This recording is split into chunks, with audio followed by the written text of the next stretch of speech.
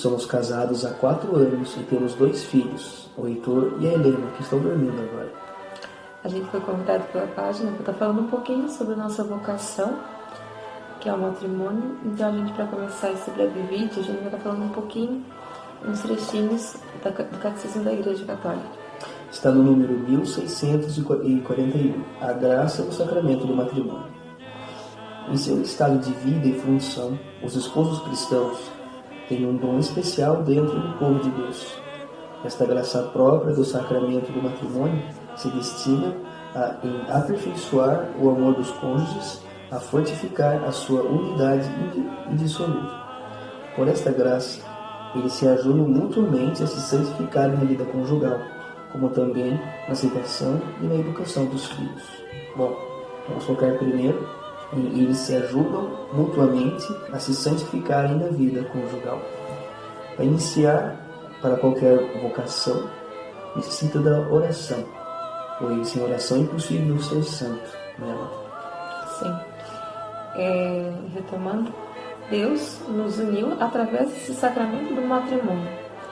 Então, a partir desse sacramento, através do que prometemos a Ele, é que a minha missão levar o Diego ao céu, como a missão dele me levar ao céu. Se Deus nos uniu, então a nossa missão é buscar a santidade juntos, pois foi através desse sacramento que Deus nos confiou que nós temos que lutar um pelo outro, se doar um pelo outro, seja numa vida de oração, uma vida de entrega e muito mais, o que pode nos aproximar ainda mais de Deus, pois a gente só será um casal firme sobre a rocha se realmente a gente tiver Deus no centro do nosso casamento. Sim, e a vida de oração, consequentemente, leva às práticas, né, cristãs. Sim, buscar as virtudes. Sim, e a vida também conjugal consiste, sim, nas ações, né? Então, a gente necessita de uma vida de doação um para com o outro. Tanto, né, doação, sim, na parte espiritual, quanto na parte corporal. Espiritual, ou seja, assim, manter-se um diálogo, manter-se, né, uma amizade verdadeira, não ver como inimigos dentro do lar, dar bons conselhos uns aos outros e, se precisar, corrigir também, porque sempre necessitamos, né, amor? Às vezes eu te corrijo, às vezes você me corrige em algumas nossas falhas, coisa que é muito importante. E muito importante sermos humildes, aceitar a crítica, né? O conselho, no caso, aceitar para o nosso crescimento. Né? Sim, e principalmente a humildade diante do diálogo. Pois se não houver humildade diante do diálogo, qualquer discussãozinha, o matrimônio já vai para água abaixo. É que nem cada um vem de famílias diferentes, cada um tem os seus costumes, o seu jeito. Aí muitas vezes se casa, pensa que vai ser aquele mar de rosas, e aí depara com os defeitos um do outro. E aí nesse momento é que temos que sim ser humilde, aprender a escutar o próximo, aceitar muitas vezes os seus defeitos. Muitas vezes a gente tem que silenciar para não deixar uma briga para frente.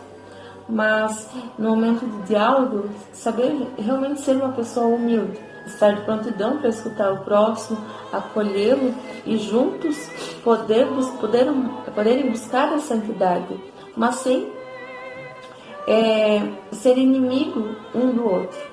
Sim, a gente vê isso até no exemplo da vida de Santa Rita de Cássia, né? Que viveu, né?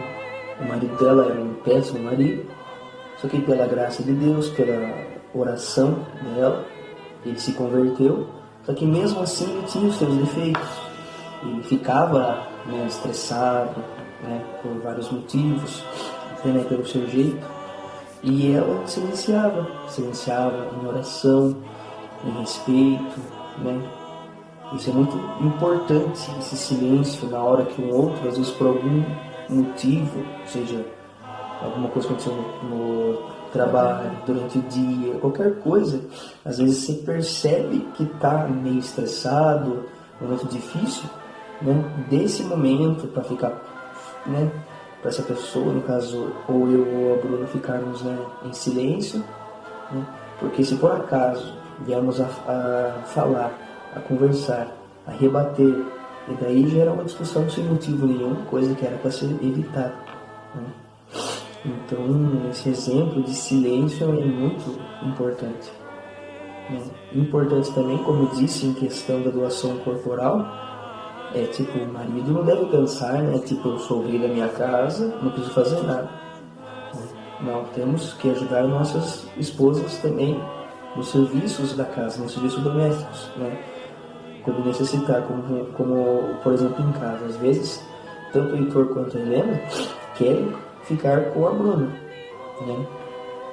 Então, nesse momento que ele está com ela, né? Que eles estão com ela, então eu devo catar, deitar no sofá, ficar bem tranquilo, enquanto tem uma pilha de louça bem grande. Não, eu tenho que fazer um esforço, tô mais feio que teve às vezes, ou cansado, ajudar ela, né? Isso também faz parte, porque são coisas assim que, né, infelizmente eu vou deixando, ela fala assim, não, hoje ele deixou, então tá tudo bem, mas logo isso vai se amontoando, né, amor? Sim. Esses pequenos levam... E a gente deve ter também essa humildade em pedir ajuda também, porque muitas vezes a gente quer levar tudo no peito. Ah não, eu que sou a dona da casa aqui, eu que sou mãe, eu me viro muito bem com as crianças, eu gosto de lavar a louça do meu jeito, lavar a área do meu jeito, isso, aquilo. E nisso a gente acaba se estressando e desconta raiva no outro, enquanto um pode estar ajudando o outro. Então, muitas vezes as pessoas acham assim, essa questão de ser submissa ao marido uma opressão. E não é exatamente assim, se realmente o marido buscar amar a esposa como Cristo amou a igreja. Então, olha a tamanha responsabilidade.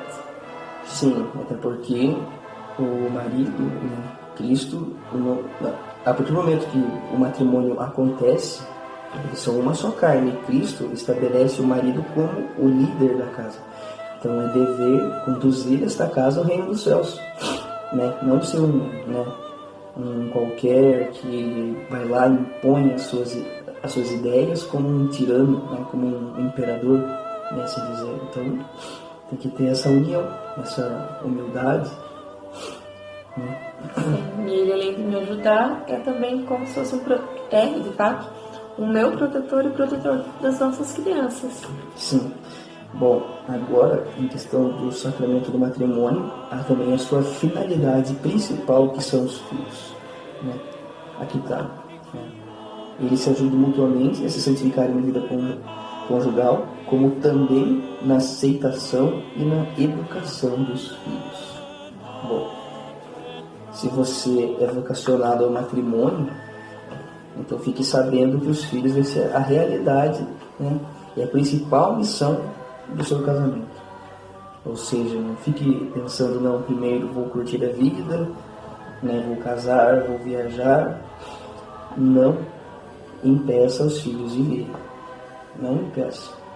Sim, muitas vezes a gente vê casais assim que se noivaram, já estão desesperados para saber como faz o uso do método Billy, para poder esperar um bom tempo depois de casar e terem os filhos. Sabendo que, na verdade, o método Billy é aceito sim pela igreja, mas ele deve ser usado de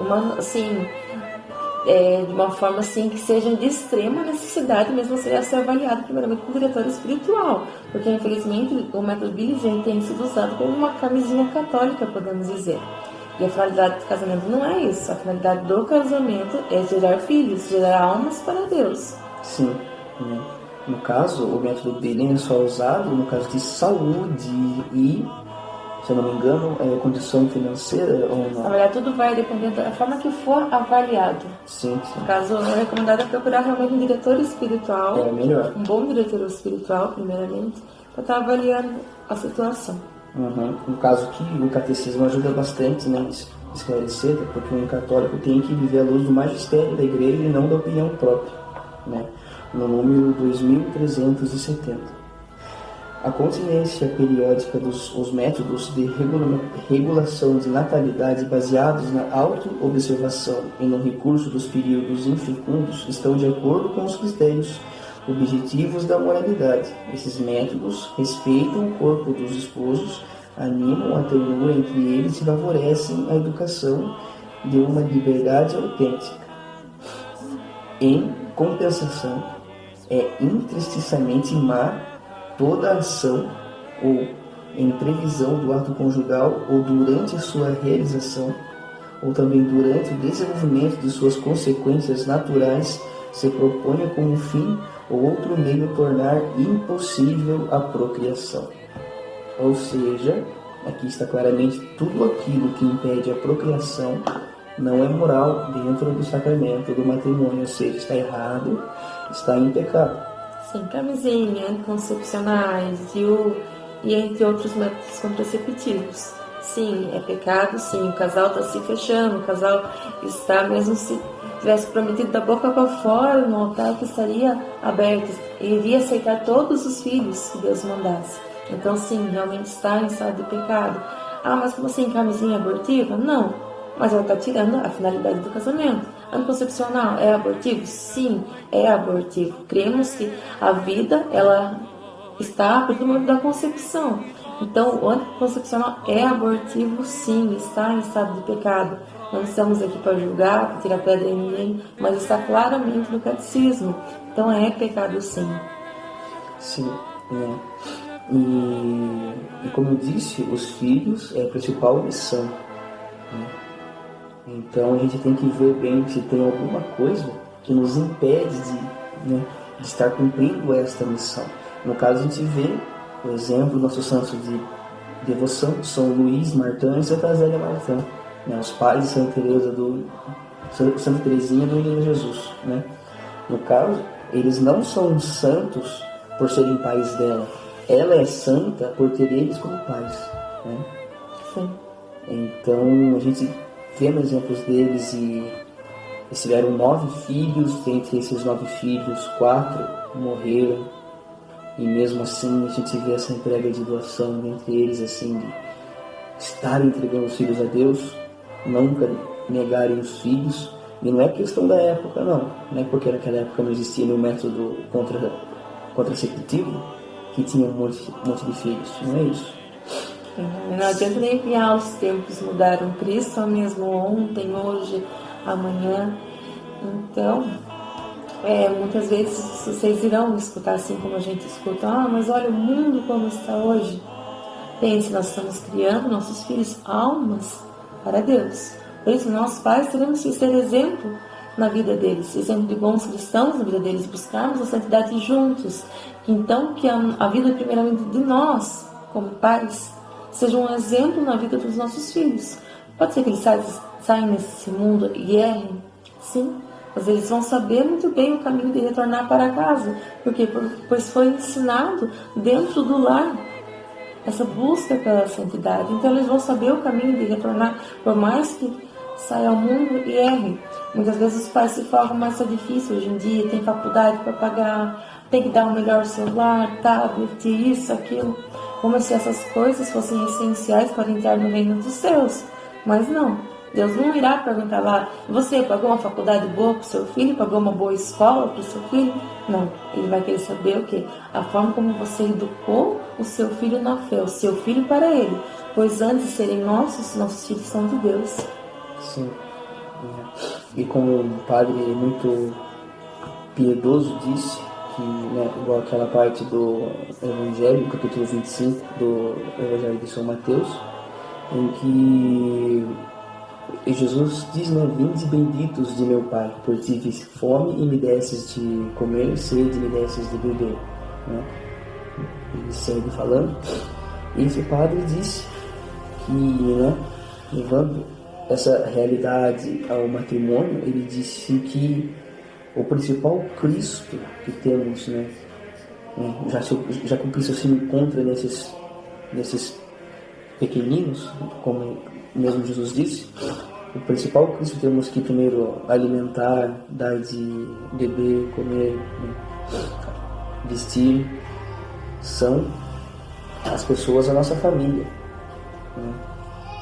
Então, muitas vezes estamos ocupadíssimos com pastorais, com trabalho, entre outras coisas, e esquecemos que a verdadeira missão é levar a nossa casa, a nossa esposa, a minha esposa, que os meus filhos farão o reino dos céus. E é isso. Desculpa, gente, prolongou demais o vídeo, mas espero que nesse tempo a gente tenha explicado de uma forma que todos possam entender. E é isso. Deus abençoe. Um abraço. Salve Maria. Salve Maria.